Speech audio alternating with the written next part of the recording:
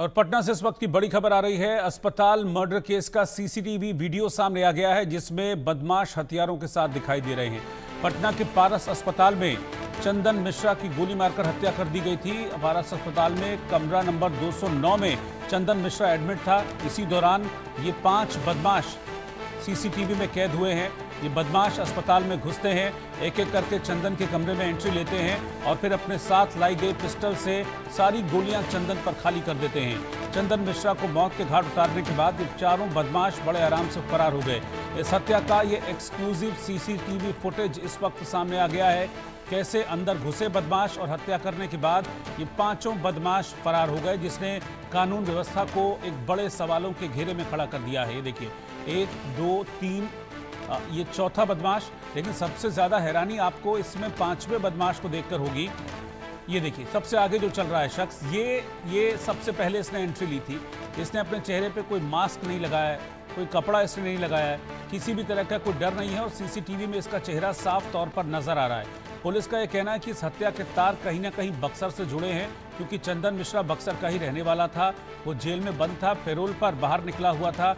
चंदन पर दर्जनों मुकदमे दर्ज हैं। हत्या के भी मामले चंदन के ऊपर थे। वो मामलों में जेल की सज़ा काट रहा था, आजीवन कारावास की सज़ा वो काट रहा था। पैरोल पर इलाज कराने के लिए बाहर निकला था, लेकिन ये पैरोल उसकी आखिरी पैरोल साबित हुई और उसकी हत्या कर दी गई।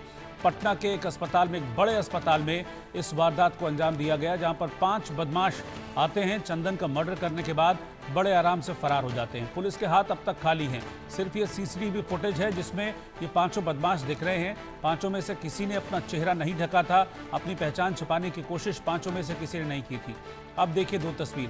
पहली तस्वीर बदमाशों के अंदर आने की, चंदन के कमरे में एंट्री की, और दूसरी तस्वीर हत्या करने के बाद फरार हो जाने की तस्वीर। पहले 4 बदमाश निकल के भागे और उसके बाद जो 5वां बदमाश है वो सबसे आखिर में बिल्कुल पैदल चलता हुआ इत्मीनान से ये बाहर निकल रहा है। इसने कोई हड़बड़ाहट, कोई जल्दबाजी नहीं दिखाई। बड़े आराम से वारदात को अंजाम देने के बाद ये बाहर निकले हैं। ये जो फुटेजेस सामने आए हैं सीसीटीवी के, दरअसल ये दर्शा रहे हैं कि बदमाशों को कोई जल्दबाजी नहीं थी और कोई हड़बड़ाहट बदमाशों में नहीं थी। बहुत तसल्ली से उन्होंने वारदात को अंजाम दिया और बड़ी तसल्ली से फरार हो गए, जैसे उन्हें इस बात का डर ही नहीं था कि हम पकड़े जाएंगे। रितेश मिश्रा इस वक्त हमारे साथ, हमारे संवाददाता जुड़ रहे हैं, जो लगातार इस खबर पर हमको रिपोर्ट कर रहे हैं। रितेश, ये सीसीटीवी पुलिस की नाकामी की कहानी बयां करता है और ये बताता है कि पुलिस का कोई डर था नहीं बदमाशों को, इसलिए बड़े बेखौफ तरीके से इन्होंने वारदात को अंजाम दिया और चले गए। अभी पुलिस के हाथ कुछ कॉन्क्रीट लगा है इसमें? बड़ी बात है कि पुलिस जो है, अब उसका डर ऐसा नहीं है कि अभी समाप्त हुआ है अपराधियों में। पुलिस का डर अपराधियों में सालों पहले समाप्त हो चुका है, क्योंकि ये कोई पहली घटना नहीं है कि अपराधियों ने इस तरह से हिमाकत की है। इसके पहले भी अपराधी इस तरह से घटनाएं कर रहे हैं, लेकिन ये पटना शहर में अस्पताल के अंदर घुसकर और एक दुर्दांत क्रिमिनल को मार देना, ये बताने के लिए काफी। आप देखिए बॉडी लैंग्वेज अपराधियों की, कि किस तरीके से वो बेखौफ होकर, जो पहला अपराधी है जो लीड कर रहा है, किस तरह से वो लहराता हुआ बिल्कुल हीरो जैसा वो एंट्री लेता है, फिर मर्डर करता है, फिर आराम से बाहर वो आता है। तो ये बता रहा है कि पुलिस को लेकर कोई डर नहीं है। अमूमन देखा जाता है दूसरे प्रदेशों में कि जो अपराधी होते हैं तो या तो सीसीटीवी तोड़ देते हैं पहले ही, नहीं तो फिर उसके मास्क लगा लेते हैं, हेलमेट लगा लेते हैं, ताकि कोई नहीं पहचाने। यहाँ तो अपराधी जो है वो खुल के चेहरा दिखा रहा है कि देखो मेरा चेहरा है, मैं ही वो अपराधी हूँ। यानी पुलिस का कोई डर नहीं है और उसे ये भी पता है कि उसे बचाने वाले लोग बैठे हुए हैं जो उसे बचा लेंगे। तो बिहार में इसी अपराधियों की जाति हो गई है। पुलिस की जो है दोस्ती अपराधियों के साथ चलती है। पुलिस जो है वो पार्टी करती है शराब और बालू माफियाओं के साथ। तो फिर आप अपराधी पर कैसे कंट्रोल कर पाएंगे? आप जानकर हैरान हो जाएंगे कि जहां पर ये वारदात हुई है, जो पारस अस्पताल है, वो पुलिस हेडक्वार्टर से उसकी दूरी महज 500 मीटर की है।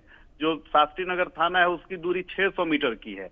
तो अब अपराधी इतने बेखौफ हो चुके हैं कि राजधानी का सबसे बड़ा जो प्राइवेट अस्पताल है, मल्टी स्पेशलिटी हॉस्पिटल है, वहां वो जाता है, वो गोलीबारी करता है। और मासूम है पटना के एसएसपी की बयानबाजी करते हैं कि ये तो दुर्दांत अपराधी था, गैंगवार में उसकी हत्या हो गई। लेकिन अब सोचिए कि अगर किसी आम आदमी को गोली लग जाती है, अब तो वहां पे जो मरीज थे, मैंने बात की, मरीज के जो परिजन है वो परेशान है, कह रहे कि बाप रे बाप कब किसको गोली लग जाए कोई नहीं बता सकता है। तो डर अब आम से लेकर खास लोगों में हो चुका है। पुलिस कुछ भी सुनने को तैयार नहीं है, पुलिस कुछ भी मानने को तैयार नहीं है। और ये घटनाएं कहीं ना कहीं अब बिहार के सुशासन पर एक गंभीर प्रश्न चिन्ह लगा रही हैं। लेकिन हैरानी होती है कि जो जो दो डिप्टी सीएम है बिहार के, वो भी अपराध पर कुछ नहीं बोलते, सीधे फ्लैशबैक में टाइम मशीन से घुस जाते हैं और वही जंगल राज का वो राग अलापने लगते हैं। आज देखिए कि सम्राट चौधरी से मैंने कई दफे इस हत्याकांड को लेकर सवाल पूछा, लेकिन सम्राट चौधरी जवाब देने के लिए वो लग रहा था कि सुन ही नहीं रहे हैं, अनसुना कर रहे हैं। तो अगर ये स्थिति हो जाएगी बिहार के डिप्टी सीएम की, सीएम की, ललन सिंह कैजुअल अप्रोच में बयान दे रहे हैं कि भाई दो लोगों में झगड़ा होगा तो हत्या हो ही जाएगी, तो फिर तो पुलिस का बचाव जब नेता ही कर रहे हैं सत्ताधारी दल के, तो फिर पुलिस को तो किसी को जवाब देने की जरूरत नहीं है। बिल्कुल, लेकिन ये चुनाव का मौका है और इस मौके पर इन ताबड़तोड़ वारदातों ने विपक्ष के हाथों में एक बड़ा मुद्दा दे दिया है, क्योंकि एक नहीं, पिछले 8-10 दिनों की अगर मैं बात करूं तो 1 दर्जन से ज्यादा वारदातें हुई हैं बिहार में। और वो ये सब वारदातें ये बता रही हैं कि बिहार में न सरकार का डर है, न पुलिस का डर है, और कानून व्यवस्था नील बटे सन्नाटा। बिल्कुल आपने सही कहा कि कानून व्यवस्था तो अब बिहार में है ही नहीं। लेकिन जिस तरह से आपराधिक वारदातें हुई हैं, 50 से ज्यादा तो घटनाएं मुझे याद आ गई हैं कि जहां पर किसी को गोली मार दी गई, किसी की हत्या हो गई, किसी को एक्सीडेंट करके कुचल दिया गया।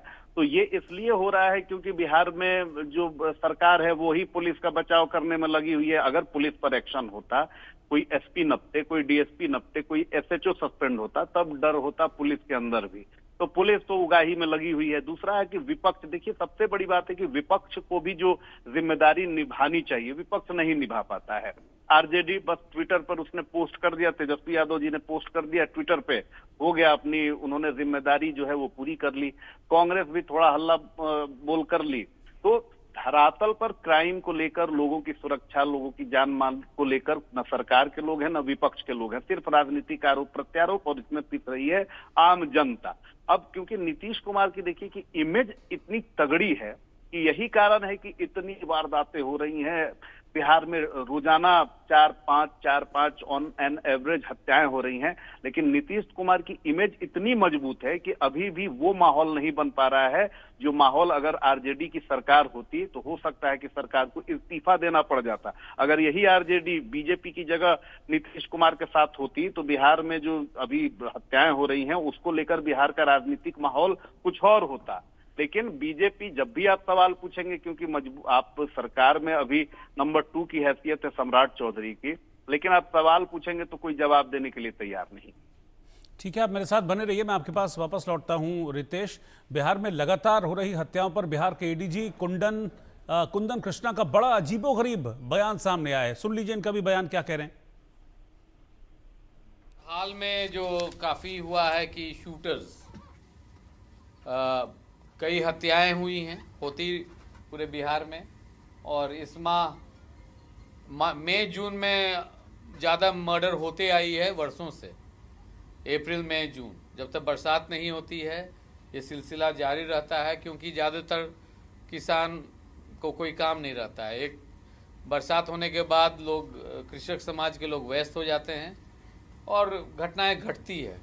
परंतु आप लोग के द्वारा, प्रेस के द्वारा हत्या पर हत्या, कुछ इस वर्ष चुनाव भी है तो राजनीतिक दलों के द्वारा भी इस पर ज़्यादा नज़रिया दिया गया है। तो उसको लेके भी हम लोग चिंतित थे कि हाँ, नवयुवक ज़्यादा पैसा के लिए सुपारी किलिंग शुरू कर दिए हैं। तो एक नया सेल इसी माह हम लोग गठन किए हैं। ये रितेश, कुछ समझ में नहीं आया, एडीजी मतलब कहना क्या चाह रहे थे कि बारिश नहीं हो रही है, अप्रैल में बारिश नहीं होती है तो ज़्यादा होता है, मई जून में फिर जब बारिश होने लगती है तो खाली हो जाते हैं, फिर अपराध बढ़ जाते हैं, फिर चुनाव भी आ रहा है, कहना क्या चाह रहे थे? बिल्कुल, यही तो सभी पत्रकार जो हैं वो जानना चाह रहे हैं कि जो बिहार के एडीजी लॉ एंड ऑर्डर हैं कुंदन कृष्णन, वो कहना क्या चाहते हैं, वो सोचते क्या है। बताइए कि किस तरह से तर्कहीन बयान दे रहे हैं, क्या कहना चाह रहे हैं, क्या करना चाह रहे हैं, कुछ समझ में नहीं आ रहा है। लग रहा है कि सरकार के प्रवक्ता हैं जो राजनीतिक दलों पे सारा कीकड़ा फोड़ रहे हैं। बड़े उम्मीद से इनको एडीजी लॉ एंड ऑर्डर की जिम्मेदारी दी गई, बड़े हनक वाले ये अधिकारी रहे हैं। और अपना जेल ब्रेक एक बार हुआ था बहुत साल पहले, उन्होंने कई जो दुर्दांत अपराधी थे जेल में ही उनका एनकाउंटर कर दिया था।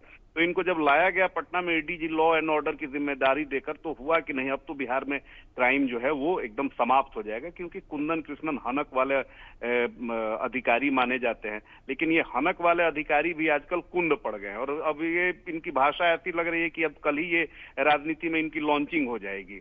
तो ये तो बिहार में खैर ऐसा है कि जब अधिकारी रिटायर होने वाला होता है तो फिर वो सत्ताधारी दल के सुर में सुर मिलाता है, ताकि उसे लगता है कि चलो टिकट मिल जाएगा, हम भी चुनाव लड़ेंगे, मंत्री बन जाएंगे, फिर आगे का जीवन जो है वो सेफ हो जाएगा। तो ये कुंदन कृष्णन से किसी को उम्मीद नहीं है। और जब अधिकारी ही इस तरह से कैजुअल अप्रोच में तर्कहीन बात करेगा, तो फिर तो अपराधी भी मस्त होकर घूमेंगे और पुलिस के जो जिम्मेदार अच्छा, मैं तो ये भी देख रहा हूँ रितेश, जो वो कह रहे हैं कि अब तो चुनाव आने वाला है, तो क्या मतलब, इसका मतलब ये है कि चुनाव आ रहा है तो हत्याएं होंगी और हम कुछ नहीं करेंगे? अब बिल्कुल देखिए, सबसे बड़ी बात है कि ये विजय सिन्हा बोलते हैं, ये सम्राट चौधरी बोलते हैं, तो समझ में आता है कि चलिए विरोध में आरजेडी के बोल रहे हैं कि नहीं, ये जो हत्याएं हो रही हैं ये आरजेडी की वजह से हो रही हैं, आरजेडी के लोग हैं। तो कल तो मैंने विजय सिन्हा से पूछ दिया कि सरकार आपकी, तंत्र आपका, पुलिस आपकी, सारे संसाधन आपके, तो अगर आरजेडी के लोग हत्या करवा रहे हैं, अपराध में संलिप्त हैं, तो किसका डर है आपको? आप क्यों नहीं अरेस्ट कर रहे हैं? फिर विजय सिन्हा बातों को उन्होंने घुमा दिया, जैसा वो करते हैं। अब उस तरीके की भाषा जो है वो आप देखिए कि कुंदन कृष्णन जो है वो एडीजी लॉ एंड ऑर्डर की जिम्मेदारी है बहुत बड़ी इनकी, डीजीपी के बाद नंबर 2 की हैसियत है पुलिस में इनकी, हनक वाले अधिकारी रहे हैं, लेकिन ये क्या बोल रहे हैं, क्या कह रहे हैं, इनको खुद समझ में नहीं आ रहा है। तो यही कारण है कि बिहार में देखिए कि अपराधी खुलेआम चुनौती दे रहे हैं, और जब आप सवाल पूछेंगे तो फिर आप पुलिस के निशाने पर आ जाएंगे, पुलिस हो सकता है कि कल आपको ही तंग करने लगे। इस तरह की परिपाटी बिहार में देखने को मिल रही है। बड़े गंभीर सवाल खड़े होते हैं। इस तरह की वारदातें जो हो रही हैं बिहार में, चुनाव नज़दीक हैं, और ऐसे में अब आप समझ लीजिए कि जो विपक्ष है उसको एक बड़ा मुद्दा भी मिल गया है, क्योंकि जिस तरह की बयानबाजी इस मामले में हो रही है सत्ता पक्ष की तरफ से, जिस तरह की बात विजय सिन्हा कह रहे हैं, जिस तरह की बात ललन सिंह ने कही है, और जैसी जो रिएक्शन बिहार के एडीजी का है, वो अपने आप में बड़े गंभीर सवाल खड़े करता है इस तरह की वारदातों को लेकर। बहुत शुक्रिया रितेश आपका इस जानकारी के लिए।